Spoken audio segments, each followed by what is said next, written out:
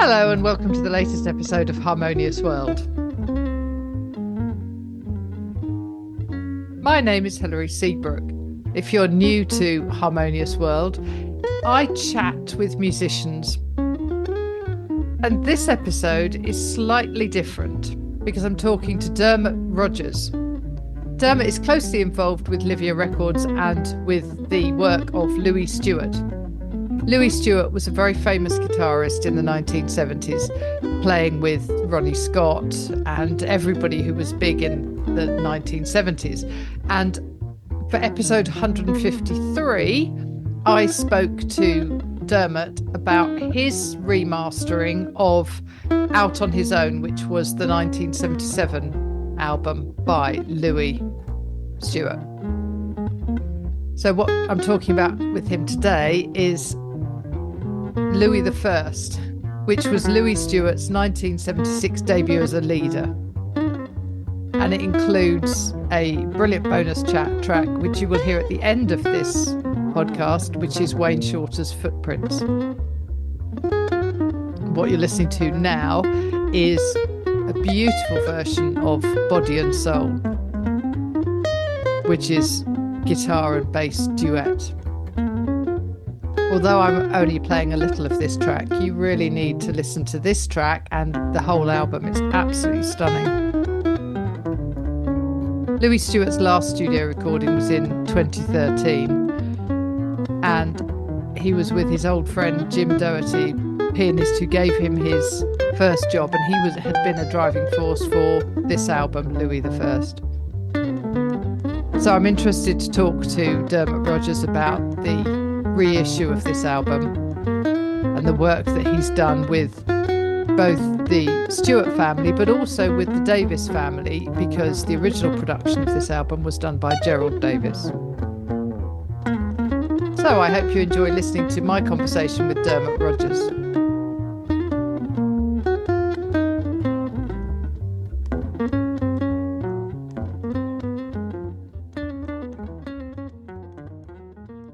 Welcome to our annual interview for Harmonious World.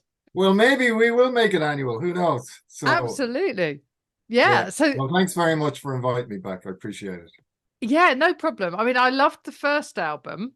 I loved Out on His Own, but this one has got something really special about it. Good.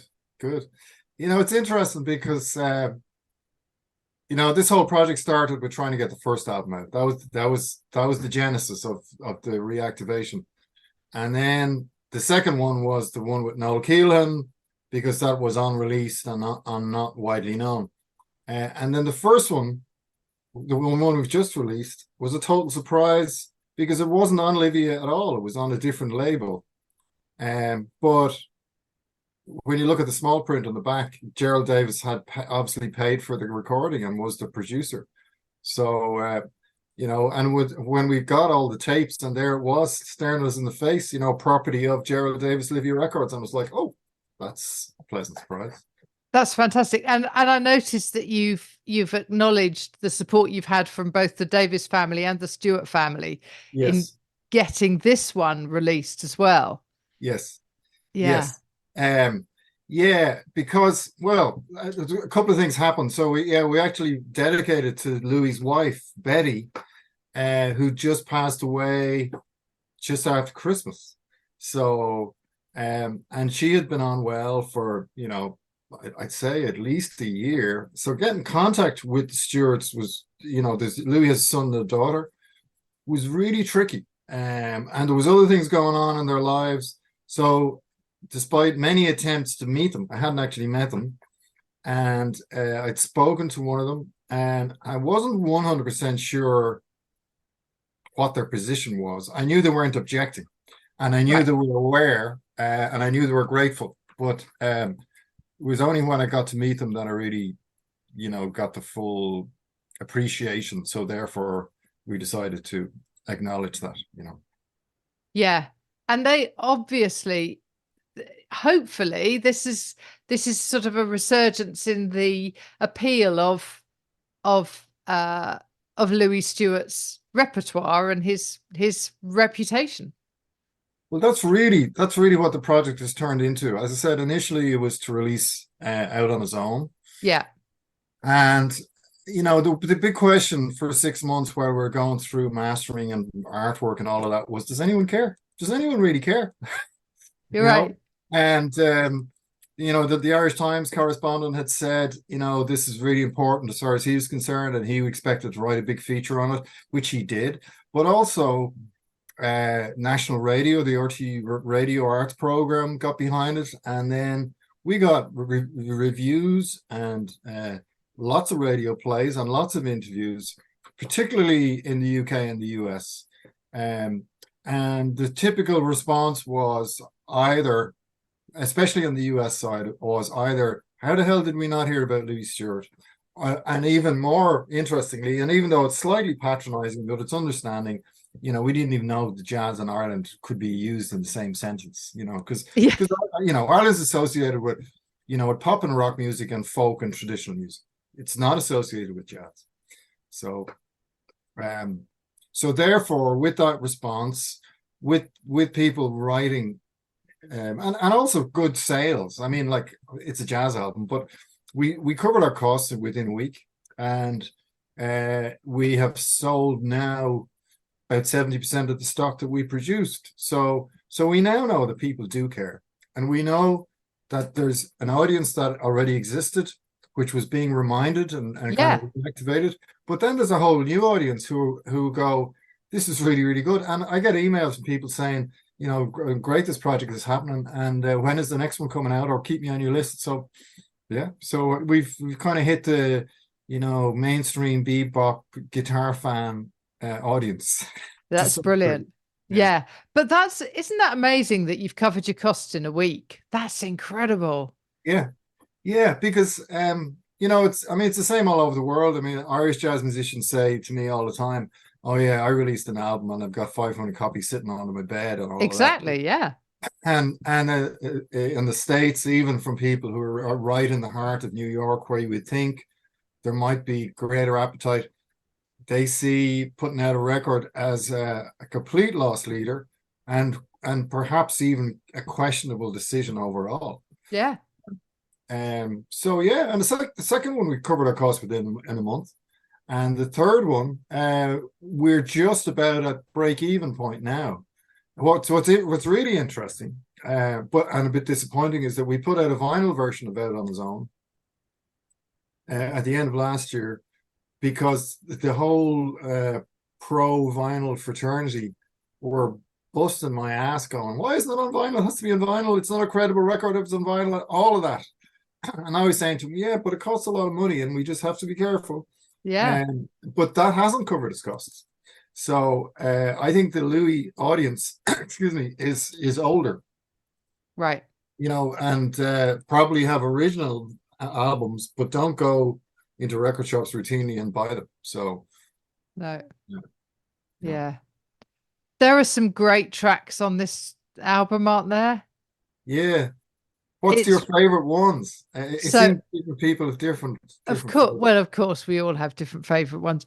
So at the start of this, I'm playing a clip from Body and Soul. I love that version. Okay. I think that's really good.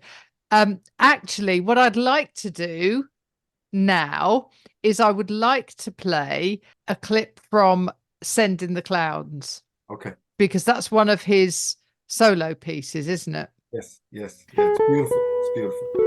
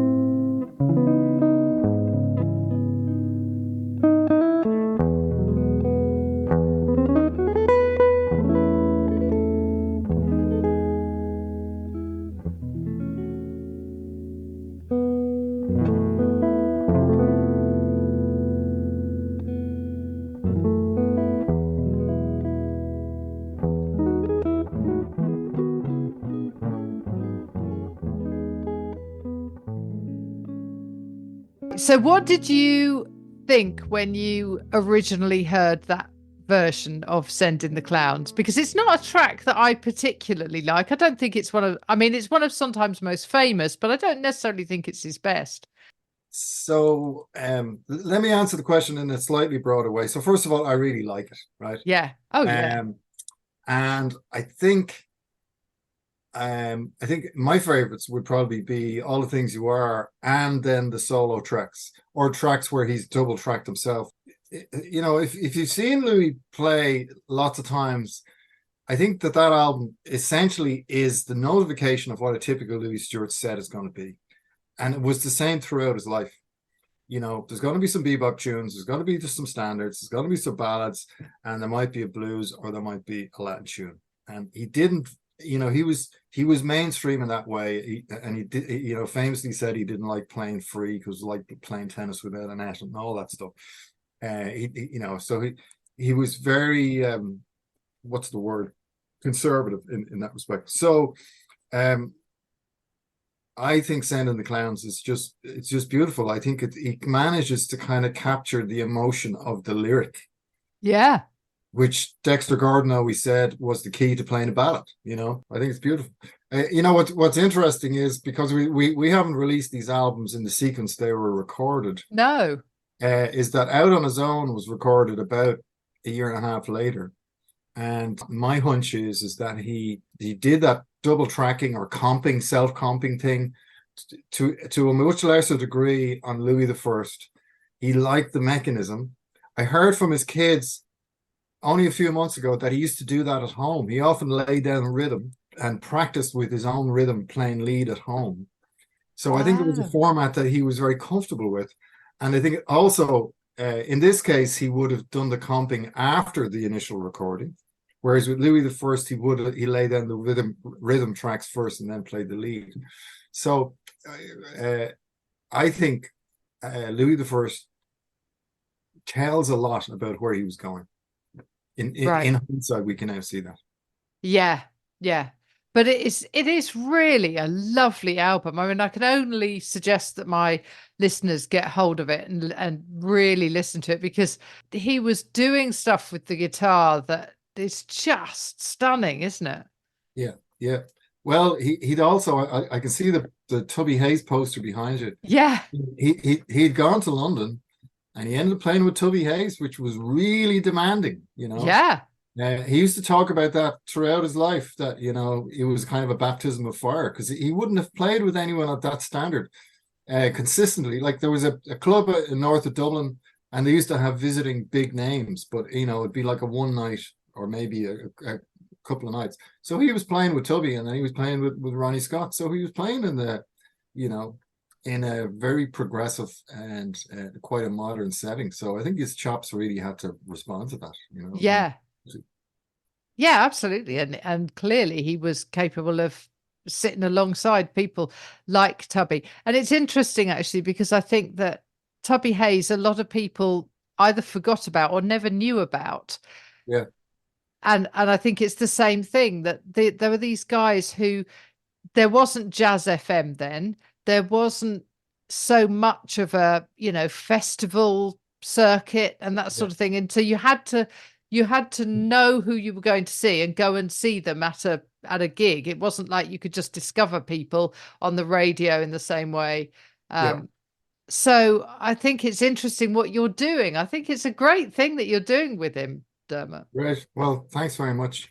Thanks very much. Because I mean, it's very rewarding.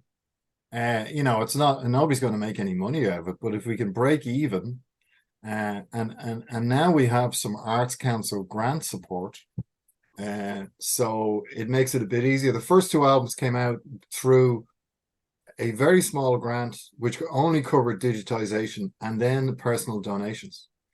Right. So we're now so now we know there's an audience, and there's an audience who will want more. And we also know how to do it now. I mean, you know, we used, I can tell you afterwards, but I'm not going to name them here during the interview. We used a UK based PR guy, plugger you might call him, and he was very knowledgeable. and he knew who would want to hear this and probably who would be a lower priority.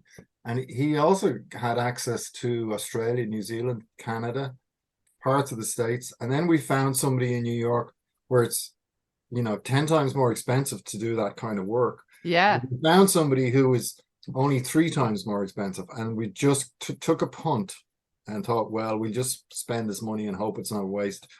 And in both cases, it's paid off in terms of radio play. And we were getting reviews for those albums 6 and 9 months after they were released, So Yeah. great. Well, they're class. So, Yeah. Yeah. Yeah. So what's next? Wow. So I'm not going to tell you everything about what's next. Okay. One of them is very significant, but also a little bit sensitive. And so there's a live recording of Louis with a major international musician, recorded once-off meeting in Dublin in 1982. And that's gone to duplication yesterday. And that probably will be released after the summer. 2 months ago, I would have said it would have been released in late May, but it's too late. It's too late now to do it. And then, so that's a previously unreleased, and it's live recording, and it's probably the most what's the word, improvised performance that we have released so far of Louis, insofar as it's 2 people who haven't played together before, sitting down toe to toe in front of an Irish audience, arranged at relatively short notice. And again, it was a bit of a surprise, a bit of a jewel in the archives. So that's coming out. The next 2, almost certainly after that, is a duo album with Martin Taylor, which was originally called Super Session. And then it was called Acoustic Guitar Duets. It was originally released on cassette. Right. And it was called Super Session. And at the time, Martin had been playing a lot with Stefan Grappelli. Louis had ended up playing a little bit on tour with Stefan Grappelli. They hit it off, and then they toured together in the British Isles. And then they recorded an album over 2 days in Dublin. So that's a re-release, and there'll be 1 extra track on it from the original release. And then the next one is an album recorded in LA with an octet. So the guy who, and we talk about it in the sleeve notes in Louis the First, who auditioned Louis and also recorded his last album with him, is a guy called Jim Doherty, piano player. And he wrote a suite originally intended to be part of a jazz ballet, but the jazz ballet part of the project fell apart because the company ran out of money. But they went to LA and they recorded with 6 musicians over there, including Bobby Shew. And wow. So that's like a small big band. It's an 8-piece. Jim wrote all the tunes, all the arrangements, and again, that's going to come out. There's no additional tracks, but we're just going to repackage it and put in more photos and the full story of the whole thing. And there's lovely photographs of Louis standing with the Hollywood sign over his shoulder and all that. Oh, that sounds amazing. So they're the next ones. And then next year, touch wood, there'll be more live stuff. He did an album with an Irish flautist called Brian Dunning that was quite successful locally. And that came from 4 or 5 lunchtime gigs. And because of the time, only 45 minutes of it was released, and we have probably 6 hours. So we're gonna cherry pick the best of and put some more of that out. Wow.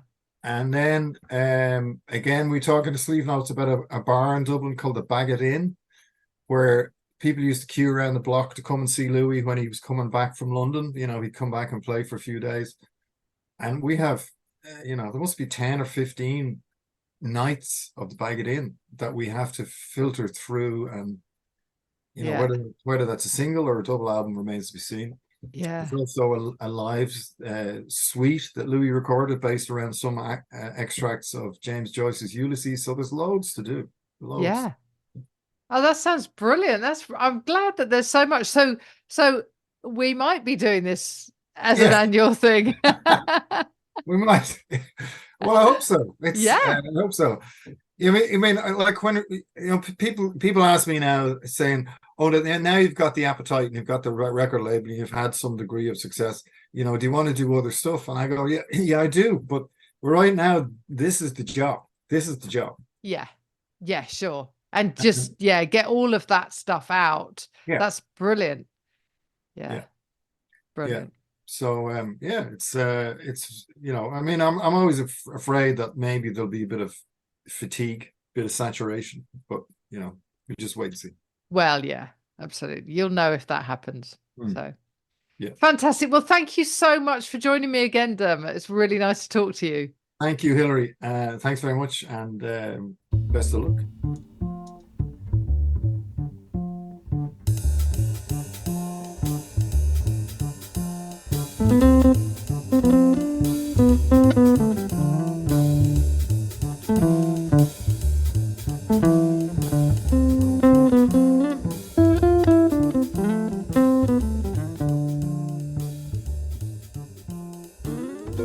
Thank you for joining me once more for Harmonious World. I hope you've enjoyed listening to that conversation with Dermot Rogers. What you're listening to now is the Wayne Shorter track Footprints, and this is obviously Louis Stewart's version of that, which is absolutely brilliant. It's got a really cool start and end, but in the middle it goes crazy. So I hope you enjoyed listening to my conversation with Dermot Rogers, and by all means get hold of a copy of this album, Louis I by the Louis Stewart Trio. And I hope you have a very good week.